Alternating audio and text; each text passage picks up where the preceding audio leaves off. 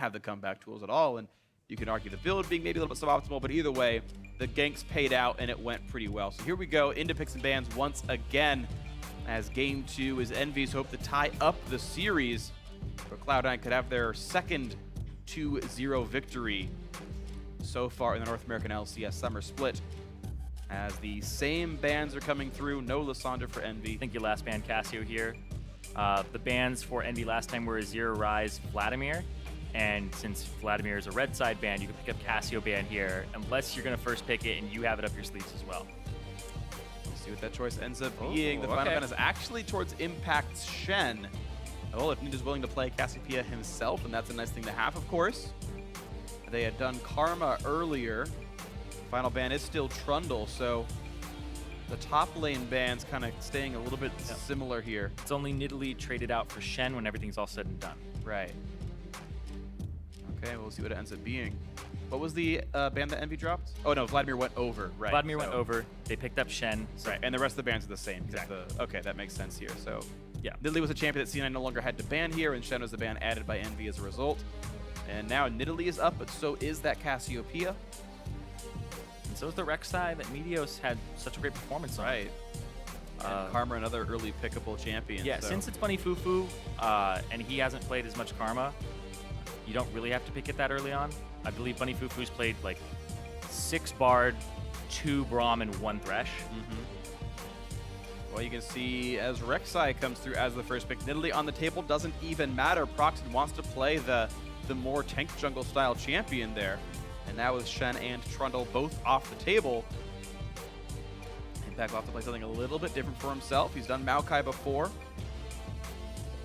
Other options, of course, as well, but for Fizz got some nerfs in 6.12 as well as the Fervor change, which is mostly a nerf for Fizz himself.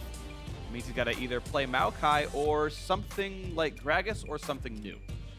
There's actually not a lot of things that Impact has played so far this split. You see the discussion there. Both teams actually having former Korean coaches from the LCK. Right. With Miracle and Reaper both. The question is, do they think Cassiopeia is contested or even that high of a value as a champion? They picked it blind last time as well.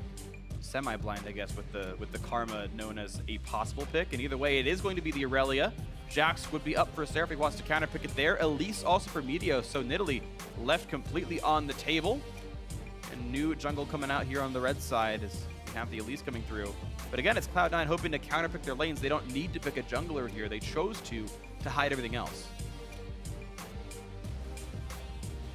So they want to hide what other things they have. They see the top lane pick. You can counter that. You can pick a priority support for yourself. Take away something from Bunny Fufu. And I think that's the route that you want to go with. Hover onto the Hecarim, though. I mean, Hecarim has been making an emergence in pro play every here and there. I guess if it's good against Aurelia, I don't know the matchup. That's going to be locked in, actually. So unless Ninja is doing his best Keen cosplay, Seraph will be playing Hecarim up in the top lane alongside a Braum in the bot. So 3 tanks here for Envy. He's got to get a lot of damage out of a lot of Ninja now. Yeah, that top lane Hecarim, he's most likely going to take Ghost. People used to take Ignite, but Ghost is just so powerful now. The lower cooldown on it is incredibly good. The fact that it scales now on the movement speed allows him to get even more damage from his Warpath passive. Right, so a lot of power here to be had. And, I mean, this is the guy that brought out Renekton like 2 weeks ago. So Seraph is not afraid to explore these matchups, to try things, and if the Hecarim is something that he feels comfortable playing into the Aurelia, then I'm really interested to see how this goes up against Impact, the guy that he just said this is motivation to do better, and he wants to jump over him. Okay, well, he's going to hope to do that right now on that Hecarim. Certainly he's got some hops there himself. Picks come through. Thresh and Ashe coming in, so Bunny Fufu playing one of his very, very best champions. Sneaking back on the utility, what he was heavily known for actually back in 2013, 2014. The Ashe Zyra lane way back when they were incredibly innovative on Cloud9. Going back to it, back in the meta, and Bunny Fufu playing the Thresh. Nobody else is really touching this champion right now. He's played 1 game of Thresh, absolutely dominant against the CLG bottom lane. Kobe still talks about how awesome that game was in the bot lane to this day. To this day. It was definitely very good. So now it's time for Envy to lock in the rest of their lineup. They have saved their AD carry, and we presume mid laner for last. Cloud9 did save their mid lane pick for last as well, so it's still going to be a counter pick on whatever Ninja chooses to play. Vlad knows he's got a Braum and he's against Ash Thresh. Ooh, mid Ezreal going to be the lock-in here. Interesting, unless that was a miscommunication, which I doubt highly it would be. Mid Ezreal have not seen any of in several months here. Ninja going to bring in the Ezreal against a blind pick mid lane. Well, double mark spin, but it's a very physical, heavy damage team now. Even Hecarim will do some with his Trinity Force or Iceborne Gauntlet, but it's all physical. Yeah, it's all physical damage here for this team. They don't really have a dedicated tank, though. At least goes kind of semi-tank, but not so much in the resistance path. You're mostly looking at a lot of HP with Rylai's and the likes. But the Ezreal, incredibly interested here because he gets to take Exhaust in the mid lane if he wants, and he gets to go up against a Cassiopeia, have a little bit of a dominant laning phase for himself against most mid laners. I assume it's a Cassiopeia. It worked so well. Why change it? You have the engage. I can't imagine it's a bad match. You have a Lantern for her, too? Yeah, so Cassiopeia is not as gankable by Rek'Sai as Real. There's no supporting crowd control to really bring through in that mid laner, so Rek'Sai gets the knock up, and then Jensen probably flashes away and stays alive, and maybe you get the repeat gank, but I feel like this Cassiopeia is going to be fairly untouched, to be completely honest here. We'll see if he's able to get anything done on this one, though. A good mix of damage. I expect to see a Frozen Heart very early out of impact, and after that happens, I feel like life will be hard. Gonna check Ninja's runes and masteries to make sure he's not doing anything too fancy. Looks like it's all attack damage, fervor of battle, etc. So yeah, attack damage Ezreal gonna be the build. No really big surprise there, but there was always that small chance he went into the AP one. Yeah, I think he was kind of tired of that matchup he had where he didn't really have an escape. He's like, I need something to get out. So not gonna be as easily ganked right now. Able to dodge Ash arrows a little bit easier with the basic ability. And now he'll be able to take that exhaust and use it up against Jensen, maybe even 1v1 him. We'll see. Cassiopeia is incredibly potent. Yeah. And we'll see if he's able to do that. The coaches shake hands and walk off stage as they are ready to go and get themselves into game 2 of this series. And if you want to weigh in, let us know who it's going to be to take this game here. Tweet at LoL eSports, hashtag EnVyWin, hashtag C9Win for which squad it's going to be. Cloud9 looking to take over Envy in the standings and place above them at 5-2. But Envy could make this a win and have their 6th match here in the North American LCS. Well, they've got to get themselves into game 2 at the very least, because Cloud9 with a dominant game 1 win could close out the series over the newcomers in Team Envy. But if you want a game 3, let's see those hashtag EnVyWins as we're into game 2. Vote heavily in favor of Cloud9 last game, to 84%. So Envy still kind of underdogs for a lot of the fans. Sure. I mean, you got to figure Cloud9, one of the very most popular clubs here. Rather in NA. established, yeah. Yeah, came out to the scene, explosive, great personalities. Medios back in the lineup, I think, does a lot for their fans as well. He's definitely one of the most beloved players in that lineup. And the fact that he came back and was still a top performer. Yeah, I was honestly so concerned about Medios even being good at all. And he's actually one of the very best junglers still in North America, which, you know, I love to see. I like when players are successful. Yeah, even without the awesome hair. Uh-oh. Oh. Uh-oh. The flash to land it all. He's going to stand. No, he doesn't quite shot it. But the ignite. Yeah, I mean, Summoner Heal has to come through. Sneaky survives it. Sadly, for Hakuho, he couldn't quite stand all the way in the Lantern. I guess Sneaky found the place to click. Oh. Laud could have been kind of sneaky, too, and threw down his ward on the Lantern. I mean, that's that old trick. Sure, yeah. It doesn't work as well anymore. It's been kind of tweaked, but still. Honestly, nice escape there, but here's what happens after everything's all said and done. You got the heal, you blew both flash and ignite from Hakuho, but you made Bunny Fufu level Lantern first. Right. And normally won't do that till level 3, so he's got no gank assist, and he's got his really lane no presence pressure. Exactly. His lane presence is very low. It even hurts the Gromp start a little bit, which normally you'd want a hook or a play to make that go a little bit better. I believe Envy goes for just a small Krug or both. Looks like they will go both, and Cloud9 will take a very slow road to taking down this Gromp.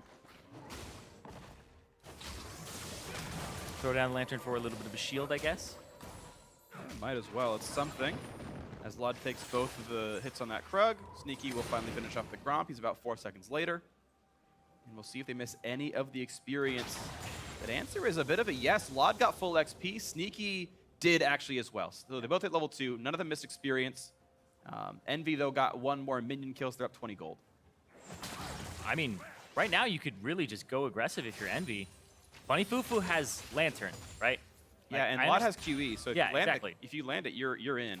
Yeah, I thought he was going to just throw that Q at Bunny, but he threw it at Sneaky. Seraph, though. Wow, really doing battle with Impact. But Impact getting the better of him right now as level 2 finally comes through. The difficulty, though, is that Hakuho is only level 2. And, ooh, nice lantern. Auto deck's gonna land. They're gonna get the stun. Not enough follow-through damage, but as I was saying, Hakuho without summoners means if he is caught out, he's permaslowed by Ashe and dies. Yeah. So, doesn't want to be aggressive here, but honestly, Meteos' path does put him on a course to come around to this bottom lane rather early on. So Proxen has to play to this bottom side. Meteos is also going to pass this before the Scuttle Crab dies and gets to that point. But oh, wait. He says, hey, Scuttle's missing. What's up? He took it down. So they know where the Rek'Sai is. It's to the left of him. Proxen says hello, gets Cocoon. A lot of damage coming through, but they're going to trade blows back and forth. Ninja's going to be first to arrive. Ninja's there first, Meteos running back in. Exhaust is on. He can just go down. Repels up. Thankfully for him, the Wolves are in there. But Proxen going to look for a little bit more. Nowhere for Meteos to go. First blood comes through. Ninja gets a blue buff. That was really well done by Proxen because he held on to his last auto there and said, Ninja, let's get you this blue and red. Let's have you dominate Jensen. Last game, complete opposite, where the gank came out early onto Ninja and put him way far behind. Ninja with a lot of lane priority as well. He was there well before Jensen ever was. Yeah. We was able to see him first with the Tremor Sense, and so he's able to play to the side.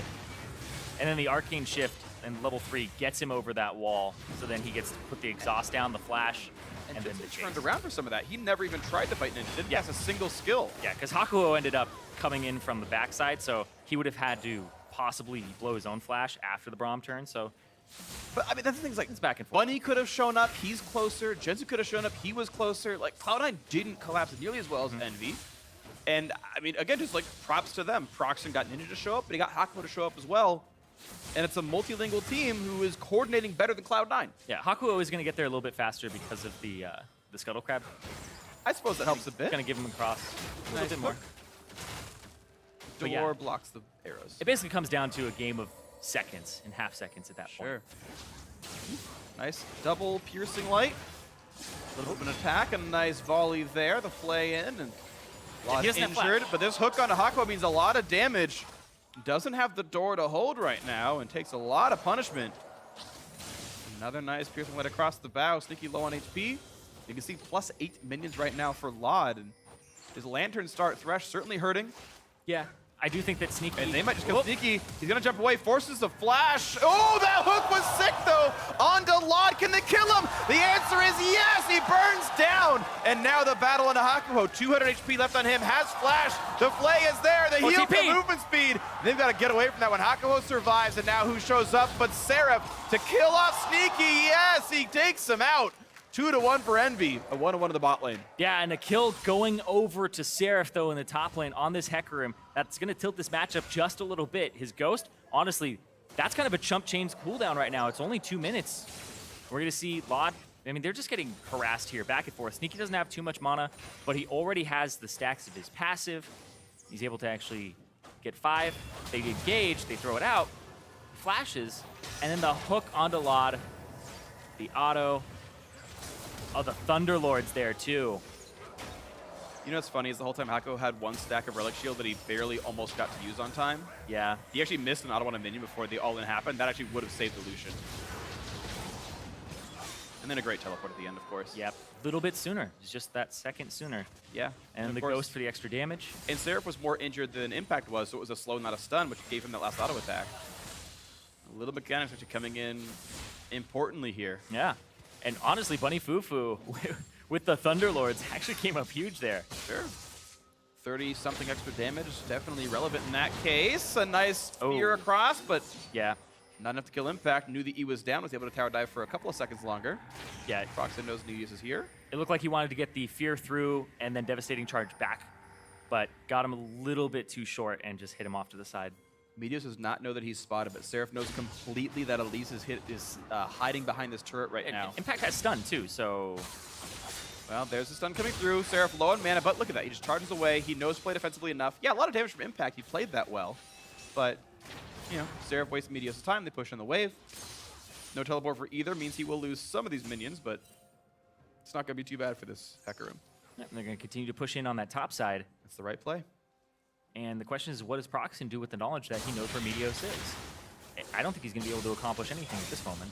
Not take anything away. He would have the blue buff timer at this point. Everyone gets it now. Like, It's not up for him yet. Honestly, bot lane should be communicating with Proxen that the flashes are down because he has flash on Burrow. Yeah, that's like almost instant pop on Bunny Fufu, honestly. You can layer that CC pretty easily. There is really good ward coverage, though. You look at the amount of red dots in that bottom right side. There's one in Tribush, there's one in the river. There's actually no entrance. Even the Scuttle's dead. I still think you can go through lane for that. Okay, I feel As you. long as Hakuho gets a Q or even just walks up and gets Bunny Fufu or tag on him.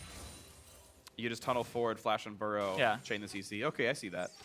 Yeah, you're right. I think they probably could have forced it. There are ways to force it, but they're just not being aggressive with it. They're not taking that chance. And that's kind of Envy, right? Envy is a slow team that likes to kind of let their waves kind of mount up and get a little bit more advantage here, a little bit more advantage there, and bide their time. And speaking of that, this mid lane, Ninja has an advantage in it from that early kill. He used the double buffs, has 10 CS up right now over Jensen's Cassio. Okay, another try. And now he comes all the way around. He was not spotted here, I believe. Waited out the ward. Nice flash on Burrow on a sneaky, but he gets the lander before the stun can land. Oh, true shot. See, it's not going to do enough to kill him. But it is going to stop him. All right, well, 5 seconds lost means maybe part of that wave. Still, Summoner's used up for that one. Sneaky just takes a lantern, gets away. It was close, certainly, but not quite enough done there, and Proxen was unable to get the kill. Impact once again in a battle with Seraph, and you can see that he has to kite away with defense style on. But now actually Impact get the kill. One more Q would take him down, but it's down for 6 more seconds. I don't know why Impact flashed. Yeah, he had an E in like half a second. That's not going to kill him, though. It's a rank 1 slow. I know, he was trying to get the slowdown, and now Meteos comes up. Tower dive becomes rather easy. And Ghost ulti and Seraph's out. It's the way to get out, I guess. So yeah, more damage on this top side, and a lot of focus here. Meteos knew Proxen was bottom, so. Well, yeah, with how bad that duo down there was going, you might as well focus the other side of the map. And Impact going to be one of the primary reasons that C9 wins, if they do, because everyone else behind in gold right now. As Vlad clears away the wave, and Sneaky just zoned out from all hit him. gold. Q lands into the Unburrow. The Lantern's there, but he's going to get stunned first. No, he's not. He actually gets out. Burns Summoner heal for a bit of move speed and got to the Lantern just in time. Yeah, Bunny Fufu is in a great position and has a great instinct right now of when to throw those lanterns out, because even when they were in that bottom side, he was playing to the right side, and that's why Sneaky was the one they had to go on, right? When he came over this wall that's right there that we see, had to go on Sneaky, couldn't reach Bunny Fufu, and Bunny Fufu was just playing back, even though they didn't see Proxen come into the jungle on that side. So he's like, oh, they're playing a little bit differently. They're going to be aggressive here. I better get in a position where I can throw the lantern to Sneaky. Okay, well, we're seeing the benefits of the various side lane pressure. Oh, okay, Sneaky only died once, but he's down almost 30 CS, down a turret. Similar situation in the top lane. And Rift Herald trying to be taken right now. Seraph's going to spot it, though.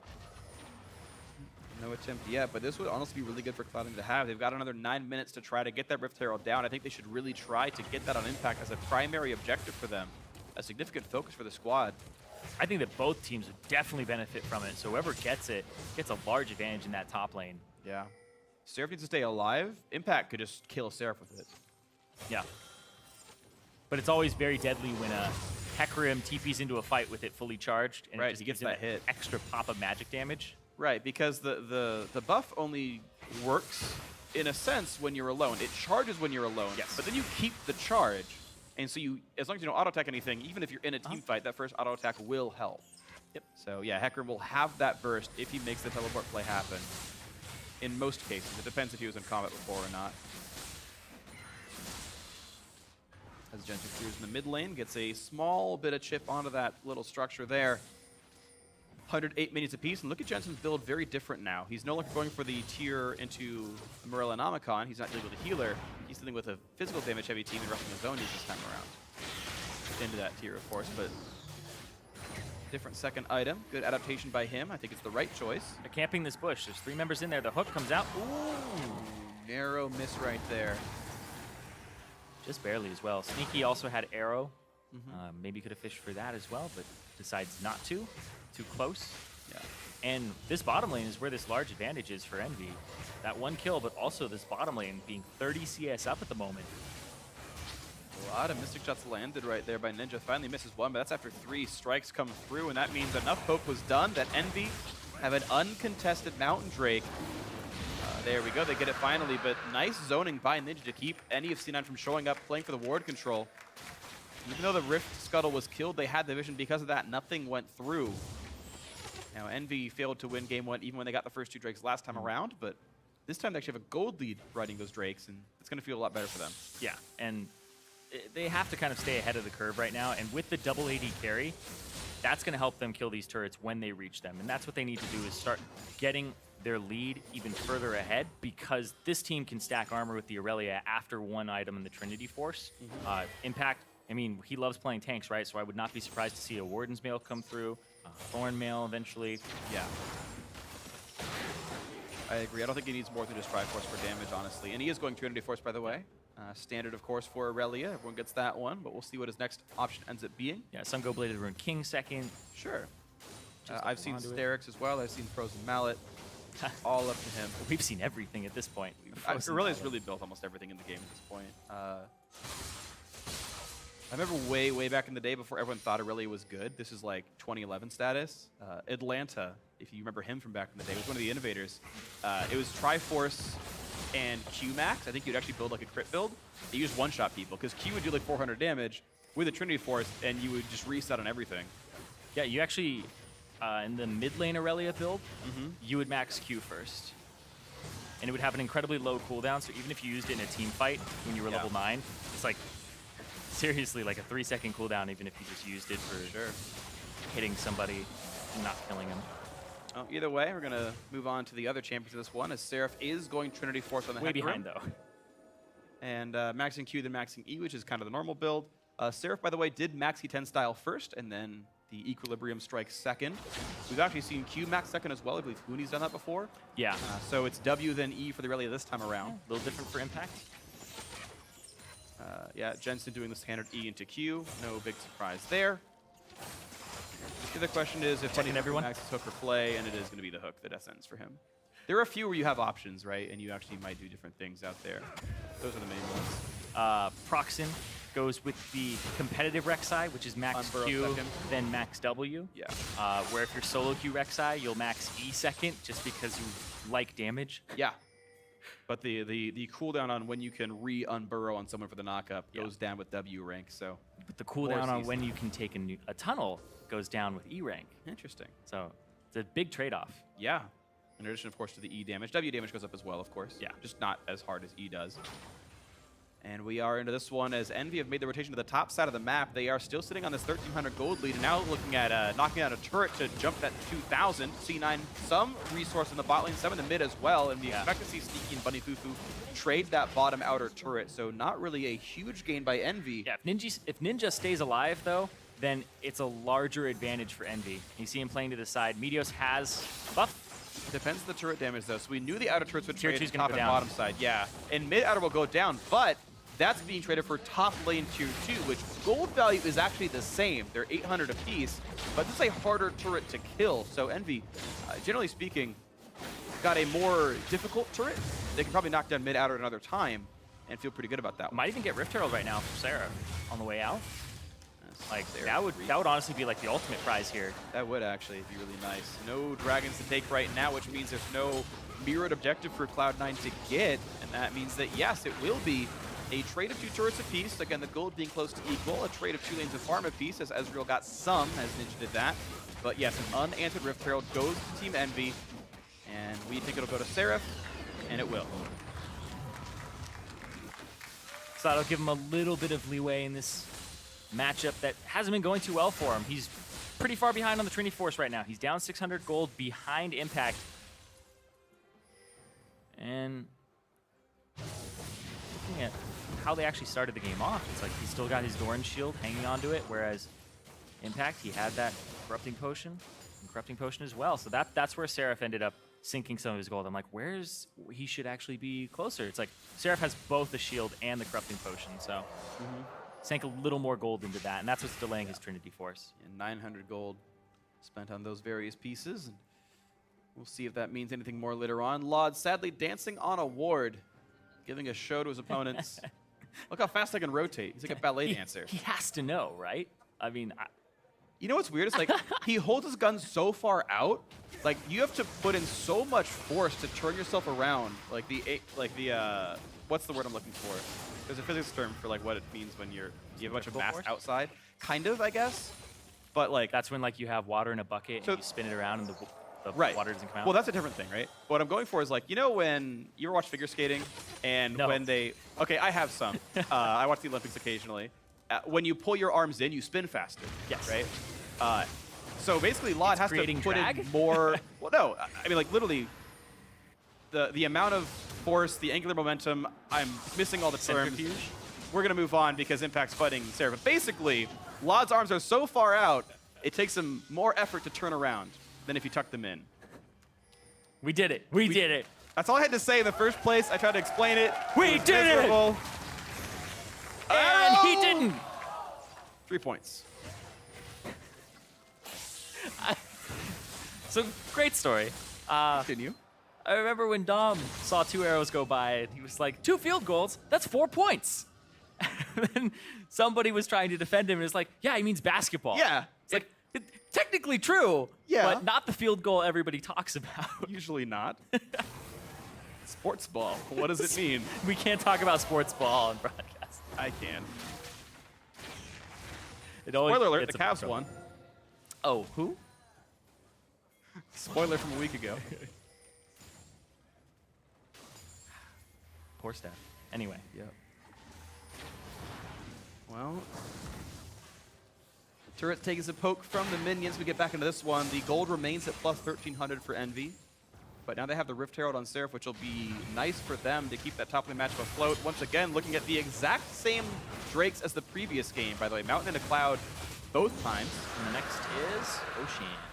Okay, so none of the in-combat ones here. No Infernal in this Gonna entire land game, the but there they Hakuho. go. He's gonna go for a lot of damage here. Finally pops the ulti, but no one gets tagged by it. But now on Impact they go. This poor Aurelia has nothing to do. Seraph Jensen. claims the kill. And He's now got they ulti, go he's right got into this ulti. one. Oh, a big stun on the Seraph. They take down the Hecarim.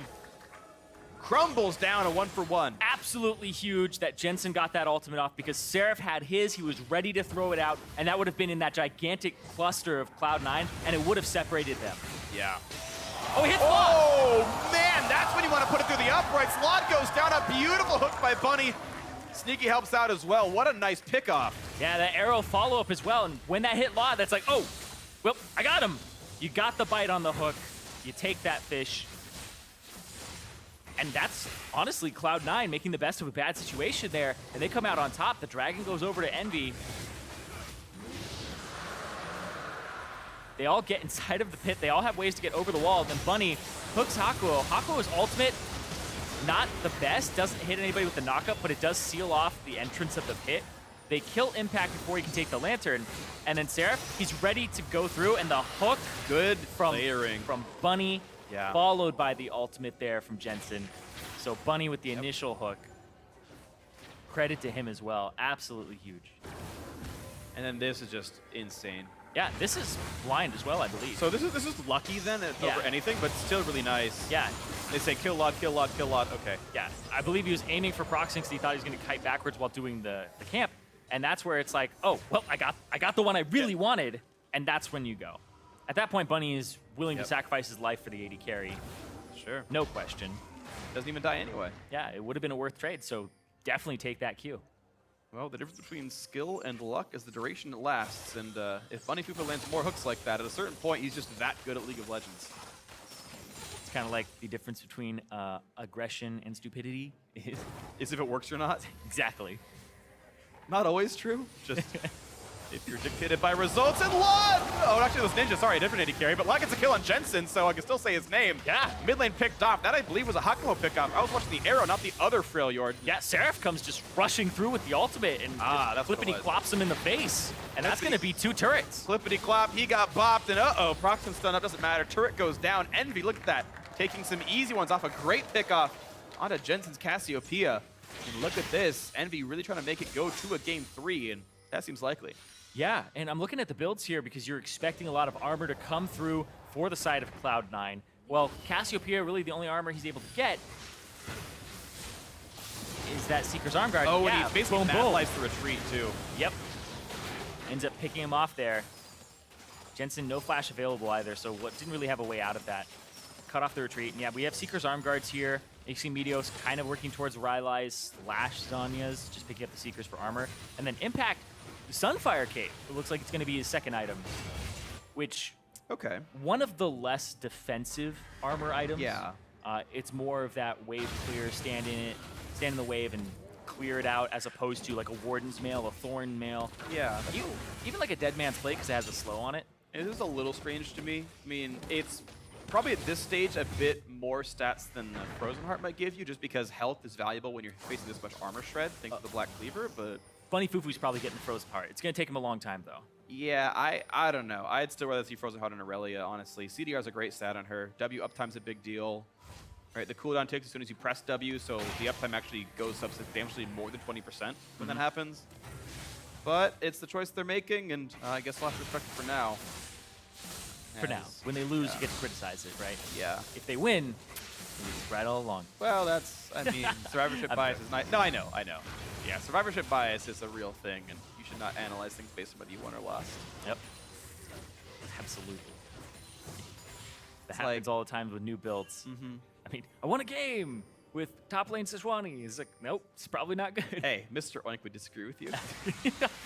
That man makes Sejuani look good all the time. Do you know, like, everybody, like, if I said, like, a random champion top, it would have been like, hey, this guy.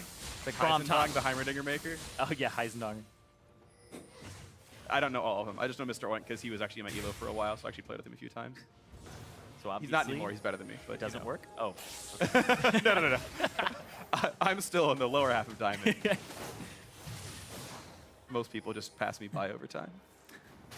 Every year, I'm in a lower and lower percentage of the League player base. Everybody's getting better, you're getting worse? Yeah, even you passed me eventually. Oh. Because when you first joined Riot, I got worse. I was like 2 divisions above you. Now you're 2 above me. Yeah, hold up. No? Whoop. VOD's just farming a side wave, so that's really what's going on here, I guess. Holding off for that, and they're going to send Impact to the bottom side. And they do this a lot with LoD. They put him on the side wave. He gets to pick up the farm, but he's the one that doesn't have teleport, and it leaves Envy in a position where they can actually be taken advantage of here. Whereas you can see Cloud9, they put their teleport user, pretty standard play off on the side. Yeah, we'll see how it plays out right now, because it's looking like Envy wants to get in on this one.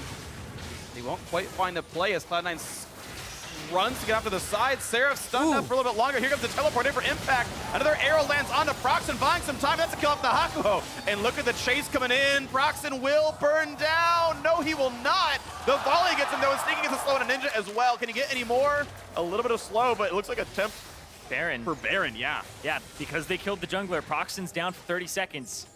That's going to be a turn on to Baron here for Cloud9. And Cloud9, that hook, I believe that was a hook again from Bunny Fufu to start that off. We'll have to take another look at it, because they can just layer the CC over and over again. Hook, Cocoon, 2K HP on it. Seraph's going to try to go in. 10 for the steal, not going to happen. Great smite in by Meteos, and now the battle comes through. Seraph into the pit. They've got so much damage up what to give. And it's Jensen going down a trade field, though, into Impact. LoD gets one, but he is very alone right now, waiting for the cooldown. Jumps over the wall. 2 kills picked up for Envy, 2 lost for them as well. 3 members with Baron.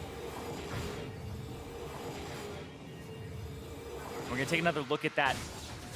It was the Cocoon, followed by the hook. So the one that started off, followed by the ultimate from Cassiopeia. And Hakuo is trying to get out. He can't. And Seraph hits incredibly low, because Hakuo is just trying to save him. And then Seraph goes, oh wait, I should probably block that. But no. Turns around. Proxen ends up getting picked up, and Envy will once again pick up their 3rd dragon with the Ocean Drake. So it'll be a little bit helpful for them. Yeah. We're really not playing Poke Wars, so at this point, Ocean's really one of the least impactful. Yeah. But there we go, though. Speaking of impact, we do have the Frozen Heart started up by him. There we go. That's a nice one. And actually, interestingly, Bunny Fufu doing an early Ruby Sightstone, so give him more face the Mountain Shield, which is nice. Yeah. That's kind of interesting. I want to say something real quick before the next fight starts on Infernal Drake, because I know everyone loves Infernal Drake. Gives him all these stats, feels so good. Keep in mind how little attack damage or ability power Proxen, Seraph, and Akko actually have. The actual gain on that Drake only actually affects 2 people on that team in any like really significant way, right? Okay, Seraph has some AD, right? But like 6 AD in Akko means nothing, whereas Cloud Drake actually affects him. Gets in a range of things. Proxen, really not going to care about that 6 AD very much. Yeah, I feel that same way when I get in the Kindred or something. It doesn't really help you too much. Yeah, Kindred actually has really low AD ratios, so she's actually attack speed based. So even though conceptually everyone loves attack damage and ability power, half of every team comp doesn't benefit from Infernal Drake. Whereas everyone benefits from Cloud. Why? People seem to like it more, and they're equally good. I can't go cast without talking about math and Cloud Drakes. It's just, that's how it works. It's a thing now. That's the thing. If Jat were here, he'd back me up. You're just kind of groaning and sad that I'm doing this. I cannot wait until you and Deficio cast something together. Oh, man. Because I can't wait for Worlds. He's the perennial hater of Cloud Drake. I hope Cloud Drake takes no changes and Deficio and I duo cast every game of Worlds. And we won't even talk about the games. It won't even matter. It'll be like the grand final, or like, you know, game 5, SKT versus CLG. It's my fantasy, shut up. Actually, wait, that was just MSI. I was just trolling you guys. Oh my god. Sorry, no, the final, Fnatic versus TSM, that's better, right? We can all cheer for that one? I don't know. 0 cheers. Yeah, no one cared.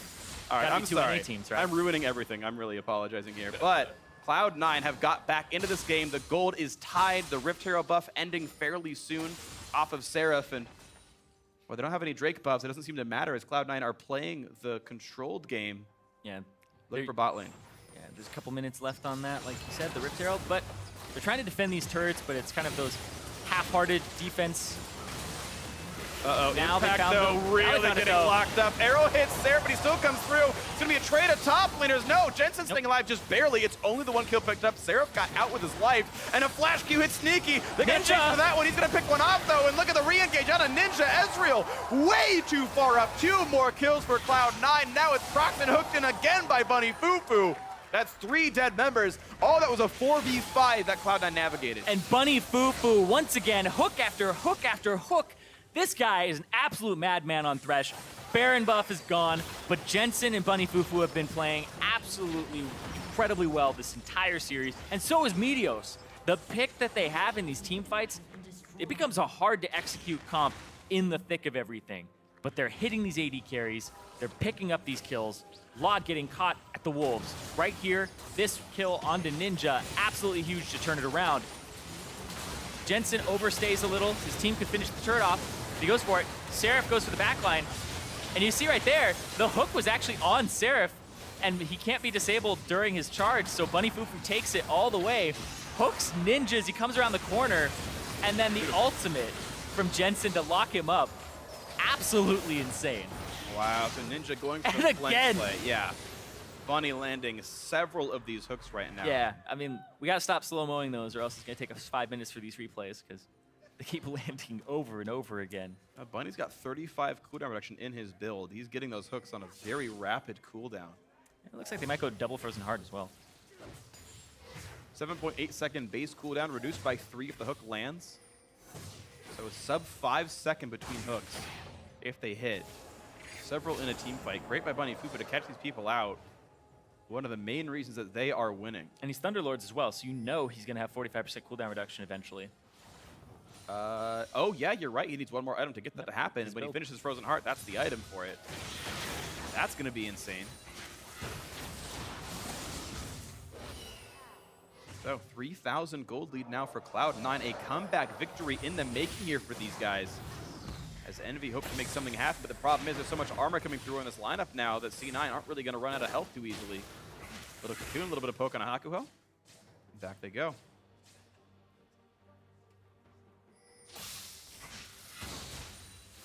Easy wave clear. And Impact once again sent down to the bottom side of the map. Now plenty of armor on him. His actual stats, 254 with 2,500 HP.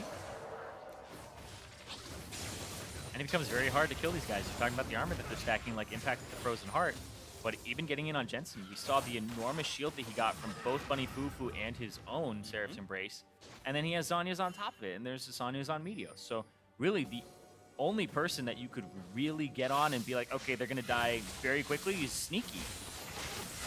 That's the only person, but honestly, he's probably one of the lower damage dealers in comparison to Jensen. Yeah, absolutely. That's the thing, is Jensen is the damage output here, and he's doing pretty famously. The Void Staff done as Cassiopeia has got to feel good. You can see that gold graph, and you saw that Envy for 10 minutes straight were unable to push that lead up anymore. Yep, they simply traded objectives against Cloud9. Mountain Drake as well, though, coming up. Okay, well, that's going to mean faster Barons for whichever team can pick that one up. Envy getting a second one is a significant damage buff. Yeah, and Baron's pretty much going to come up 10 seconds afterwards. So Impact looks like he's going to try to solo the Dragon, solo the Drake. He's on it already. And the rest of Cloud9 are actually going to posture towards that Baron. So Impact is going to be the one sneaking it at the moment. He's going to get that one easily. Without taking any dragons, C9 actually kills these things very quickly. Yep, very slow attack speed for the Mountain Drake. 1.0, I believe. Yeah. Or actually, it's the tank point of all of them. It's 0.25. Yeah. So it attacks once every 4 seconds. Yes, it does. But looks like it was enough. The quick move over by Cassiopeia, and that is now a Mountain Drake picked up by Cloud9. A nice one to have at this stage of the game. Fortunate for them as they look to move forward. Lots of completed items in the whole roster. 2 Zhonya's on their 2 mages. And Envy, once again, are in a situation where they're not good at playing from behind in this composition. At least they've got CC. Seraph can go for the big plays, but half of that team has stacked armor or has his Zhonyas. And really another sneaky, easy one. Another fault of the composition. Last game, they had a comp that when they started to get behind, they really didn't have a way back in. Yeah. And this is another one that has almost the same problem. When you start getting behind and your opponents can actually prioritize armor. 1 damage side, and yeah. get a little bit on top of that. I mean, you have to think that this would happen if you got to this point in the game. I mean, Envy play long games anyway. I don't think I've ever had a champ select where I was like, wait, did they misclick? When a champion got locked in. And I was like, oh, did Lod want to play Ezreal? It's like, no, Ninja went full AD. Like, why? And you're kind of seeing the punishment here. And look, if they got ahead, they could have snowballed past the Aurelia. And they had that early gold lead, but you saw that graph a minute ago where, yeah, they were up a good 2,000 gold. And then it stayed that way till 25 minutes in when they lost a team fight because Sunfire, Cape, and a Frozen Heart got completed. Nope. Arrows about to go out. Not going to land anybody. Was a missed cooldown there for Sneaky. 3 minions of back and forth and back and forth. Cloud9 playing the Baron bait game now, looking to clear the wards away. The bottom inhibitor is back up from before when C9 pushed it out. 2,000 gold difference. Not massive, just Envy are behind. The Drakes they have not really going to make up for that easily because they're still compositionally weaker. But it's only a 2,000 gold advantage, but it's going to lie to you a little bit here. Right. One, it's Cassiopeia. Yeah. So that gold has not been spent on boots, which of course does have some penetration on it, but still. And then even on top of that, they just don't have to buy a mixture of resistances. It feels actually really great when you can buy just one type of resistance. Look, now Impact gets to buy a Randuin's Omen. Yeah. And just be unkillable. It's rough stuff, honestly. Meteos can go towards what's probably a Void Staff, I would guess. I can't imagine he wants to go Abyssal. Actually, he could anyway. I don't think it builds out of that item anymore. I forget. I think it does. I forget. No, it couldn't, because Fiendish Codex is 30 AP. Fiendish Codex in another book, I think. A null and an amp. Yeah.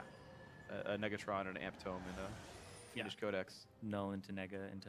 Yep. Yep, that's correct. The Negatron Cloak. Yes. Well, more ability power coming in for Jensen. Probably a death cap, we'd assume.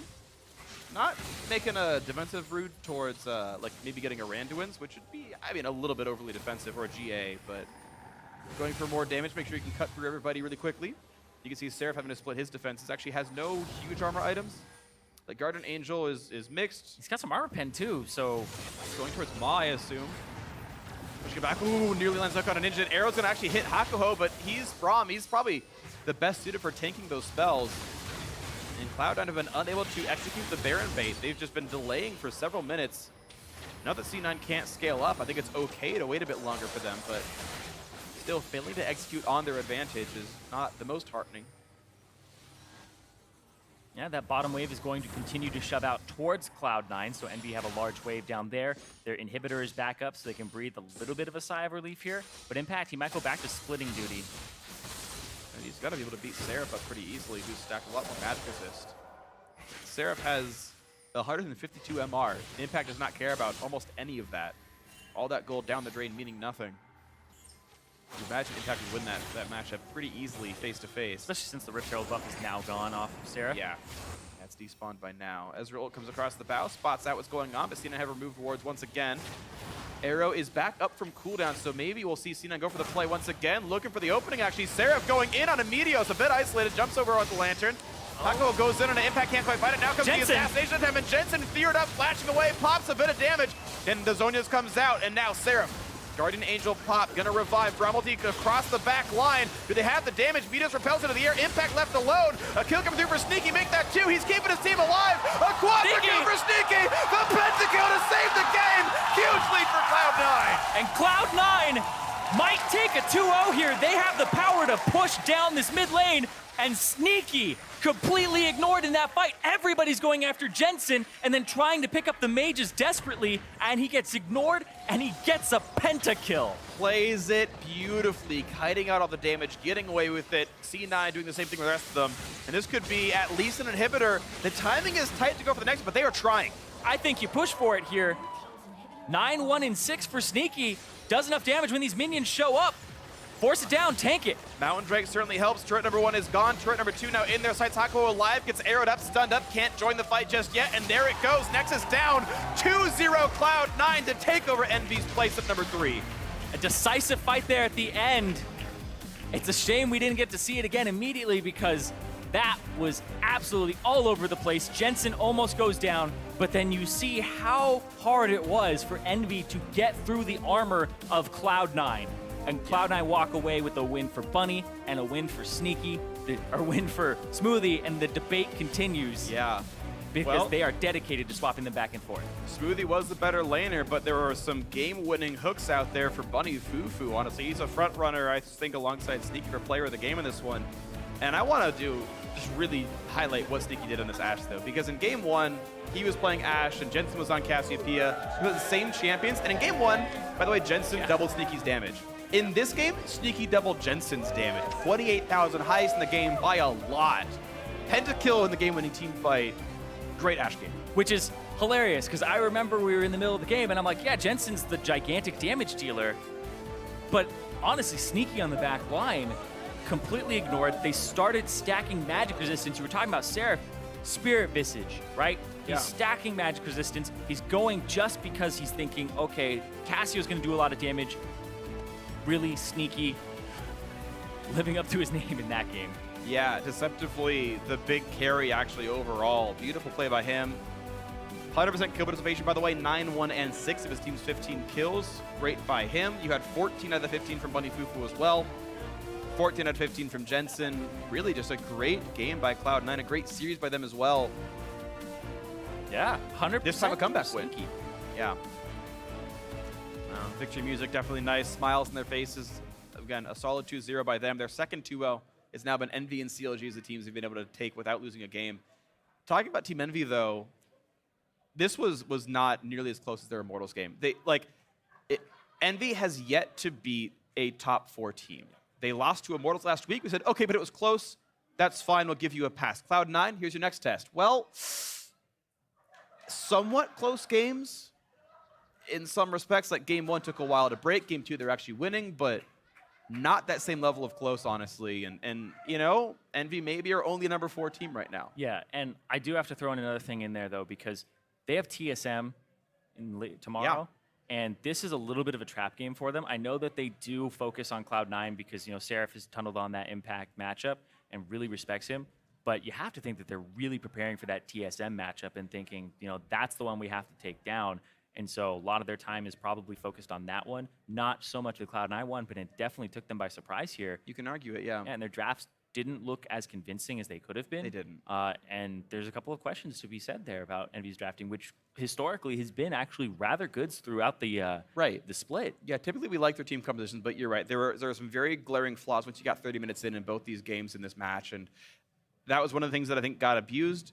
Game 1, I think, was less about, oh, our comp can't win from behind. It was just Cloud9 really snowballing. And I mean, a deathless game means you smashed your opponents, honestly. So I take some of what I said back about sort of game 1 being kind of close. I think it was a C9 lead the whole time through, but we forget sometimes. Yeah, I just, you know, sometimes because game 2 looked so good, and we mentioned EnVy play slow sometimes. Yeah. They play slow when they're behind. They play slow when they're ahead. The fact that, and it's a complete we've actually had about Cloud9 as well. When you have a lead 10 minutes in, and it's a sizable one, right? Like 2,000-3,000, and it doesn't go anywhere. That's a huge issue because you should be able to wedge yourself in and say, no, you don't get to fight for this. Okay, they got 2 uncontested dragons. Okay, that's nice, but if those aren't helping you win actual team fights, what does it even matter? And that was kind of the rough stuff, is they took some neutral buffs that weren't immediate goal, but they were game state changing. Okay, Yeah. we get Cloud Drake, we get Mountain Drake, we get Rift Herald, and then even that didn't do anything, right? So even with these buffs they're picking up, they're still not growing the goal lead afterwards. Cloud9 trading objectives completely cleanly, and then just outscaling the whole time. I do want to see more out of Envy here. They're a solid team, but they're clearly not the best. Yeah, and that's how Envy have been playing, though, right? They're playing side wave control, and then they do that when they're losing. And then when they're winning, they're like, okay, let's keep doing that until we find the perfect fight. So they don't grow their lead. Which they they're go not back and forth, right? And then they try for one fight. And one fight got won by them. The rest got won by C9. Of course, great play by the Cloud9 members to do so. You know, a good win by them, a 2-0, still very solid, and props to Cloud9 for that one. But now, for a player perspective on that C9 match, let's check in with Dom, who's side stage with the mayor of Hook City. Thanks, guys. I am joined with Bunny Fufu. Congratulations on the win. How does it feel to get that quick 2-0? Feels good. I don't know what else to say. Yeah, what makes it feel so good? Was it those awesome hooks you were landing, or? Yeah, Thresh is always fun to play, so whenever I get the chance to pick him, I'll just take him, and it's fun. Yeah, actually, I want to ask you a little bit, and I know I said I was going to ask you a couple of questions, but so far you guys have been playing basically the same champions back-to-back. It was the Bard and then the Braum, and what's the idea with that? All those champs just bring a huge amount of CC, and I really like that aspect in them. I'm sure we've been practicing a lot of, or I guess I shouldn't say too much, but we have a good champ pool going forward, so it's not all we can play, I guess. All right, well, we're looking forward to seeing more of that. How does it feel to be in basically the top 3 teams in the league once again with pretty convincing performance? Feels good, but moving into playoffs, it's all what matters basically, and we're definitely gunning for top 2. Yeah, well, you've got Immortals and TSM to take out. Which of the two you think is going to be the first to fall? They're both really strong, so we'll just have to see how the split progresses, I guess. Yeah, we certainly will. Bunny Fufu, again, congratulations on the quick 2-0. Thank you so much for joining me. We're going to go ahead and send it over to the analyst to break that series down. Thank you very much, Dom. Good to hear from the mayor of Hook City. Quite possibly the only resident of Hook City as well. No one else playing Thresh, really. No one else is playing Thresh, but Bunny Fufu is playing it well enough that nobody else needs to play it. We're getting our Thresh fill from his performance in games like this. I don't want to see a worse Thresh. I just want to see Bunny's Thresh. If everyone played Thresh like Bunny, then sure, there can be more residents of Hook City. But for now, keep it for Bunny. Cloud9 picking up a sweet 2-0 victory over Envy. And I have to reiterate, at the beginning of the day, we were expecting a much closer series between these two teams. I mean, Envy had looked pretty hot through the first 3 weeks, you know, only losing to Immortals, but still putting up good games. And here against Cloud9, it seems like they took a little bit of a step back. And I think the first thing that I want to go in on is their champion select, particularly in this game 2. I was not impressed by it. No, I really don't like the Ezreal pick here. And there were a number of mid lane focused bans, but you and I were looking over like what he's played this season. There were plenty of other options up, especially something like a Victor. I think when you have this comp like a Hecarim, you probably just want, I would think, a standard mid lane mage to hold on, wave clear, so Hecarim can farm up. And then once he's got his items, he can come in for these crazy flanks that are going to, like, you know, confuse a team, and then Victor's there just cleaning up with lasers or something. You think there are better options than Ezreal. Yeah, they kind of picked themselves into a hole here, not giving themselves a way to wave clear when they're behind, which Victor would have been fantastic for, and also pigeonholing their damage to entirely AD. So even if you were ahead, you're giving the other team a very easy way to counter you, right? Yeah, all we have to do is like, build fine. armor. Yeah, I'll just build 3 armor items, which is what she was doing. So questionable draft there that I don't think set them off, you know, necessarily on the right path. Of course, at the beginning of the game, Envy did get out to a small lead by a couple ganks and a couple, you know, 2v2s in the bot lane with TPs. So small advantages here and there, and good dragon control for the early portions of the game. However, not enough. And where things really started to kind of turn around for Cloud9, 24 minutes into the game, 2-for-0 plus Baron, and then follow that up with a 2-for-2 trade on the back end. So it ends up being in total 4-for-2, but you get the Baron, and this gives C9 just a lot of permission to move around the map the way they want to, Baron does. Yeah, Meteos hits a nice cocoon there to set up Bunny, who hits the hook, which sets up Jensen to hit the ult, and it's just this big CC chain on Seraph. It happened to him a couple times this game, and then we see Impact come flying in from the side, getting some resets, and Sneak is able to flash in here at the very end to get the volley kill. But it was just a really nice CC chain to start that fight off. There's no chance for Envy to really react. Their front line's just basically dead. Jungler support dying. Cloud9 did have to blow all of their ultimates, essentially, to pick up those kills. So they're going to go and start the Baron knowing that, of course, Seraph will TP in and contest it. But they managed to burn it down quick enough, and that's the thing. Quick enough to burn it down, and then they just trade the 2-for-2. Yeah, it's like a scary thing because all the carries are still up, and there's a lot of poke with Ezreal and like Lucian. You have to be careful. Jensen has a great flash here. Oh yeah, sick flash to get away from the ultimate. Is able to keep DPSing Seraph down because if he was feared there, you know, Seraph might wreak some havoc. But He's able to get it, but like I was saying, it's a little scary of a situation to go for that Baron, but they burn it down fast enough that they don't need to worry about the Baron damage and the poking, and then You still have 3 members with Baron, so you're happy to take the gold, the global gold that Definitely a you good get, call. plus the buffs. But that's only one massive play for Cloud9. Another person who was going off is Bunny Fufu. And we have a tweet from Teller Lol who says Bunny Fufu is an absolute god, single-handedly carrying that team fight with that hook on Ninja. Take a look. Oh, yeah, so this starts off with just a really nice siege. They have that Baron buff that we saw them collect earlier. Impact ends up a little far in front and starts getting this chase down. And The hook here. The hook onto Seraph was pretty good. He follows him in, is able to peel for Jensen, gets Seraph low, and then Ninja's also off on the flank, and they're still trying to chase forward. They have this really pokey comp, and then he gets this sick hook on the Ninja, set him up for a kill from Jensen. Oh, actually, Sneaky, no, Meteos picks it up, whatever. Good CC chain, lots of disruption. Another hook there. 3 hooks, 3 for 3. Yeah, I mean, that's the thing about Thresh is people are a little scared of playing him because you need to have like a really high level of execution to get the same kind of returns on him as others. And Bunny has a high level of execution. Well, and that's the thing. Thresh is a champion where you're rewarded for your accuracy on your hooks because the cooldown gets halved, right? So if you land the first hook, you get to throw out another one in the fight. And then if you land the second one, that's why he got to throw out 3 in that fight. With the length of that fight, if you were missing them, he wouldn't have actually been able he's to walking in throw out circles, 3. waiting. Clueless, right? Yeah. But yeah, just an absolute mastery of that champion. I mean, he's been playing it since his debut in the LCS. And continues. I was with him. Yeah, you were there. And he continues to impress. So, of course, we're going to move 37 minutes into the game and watch this sneaky pentakill. You know, again, set up by the team, but just fantastic to see the performance out of Sneaky on Ashe. Almost great positioning, but in a sense, from the protection that the team is providing him, pretty easy. There's not much focus on him, but he does play this very aggressively. Watch Sneaky here actually start walking forward. So there's 3 people over there. He has a nice front line kind of, but then he ends up in the furthest front, and he's still autoing, which is something a lot of people wouldn't do. And then he turns on to Hakuho here, still autoing. You know, Meteos propels. They're able to trade their front line extremely well, where everyone's low. Impact's low, Elisa's low, Jensen's low, and at the whole time, Sneaky's just attacking. He's able to get the pentakill. You want to hear a fun stat? What's that? Sneaky did 11,000 damage in that fight.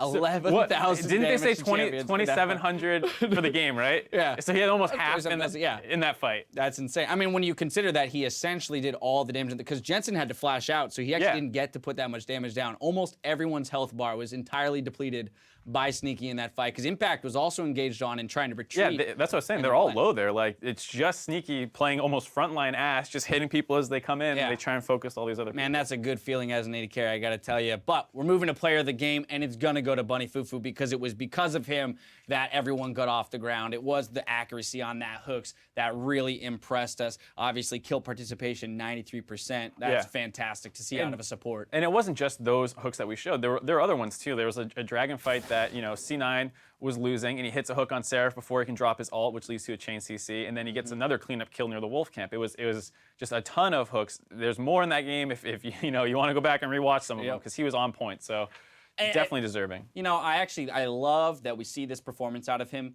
immediately following the segment where we were kind of praising Smoothie just a little bit more, saying they're both very competent support players, but it seems from the evidence that we've seen so far, the split, that we'd put Smoothie maybe a small step ahead of Bunny, and then Bunny Fufu comes in Makes and me eat my words. Shuts us up. Yeah, right? I'm like, all right, if you're playing Thresh and you're in standard lanes, Bunny's gonna make some plays. Right, but again, it's very good to see a team that's using the subs effectively, especially against another top-tier team. It's not just something they're using against the teams that they expect to beat. They're looking to employ this strategy across the board. Well, we've completed one series here on NALCS 2, or NALCS 1 rather, but there's more league action coming up right after this with Immortals versus Liquid. Stick around, we'll be right back.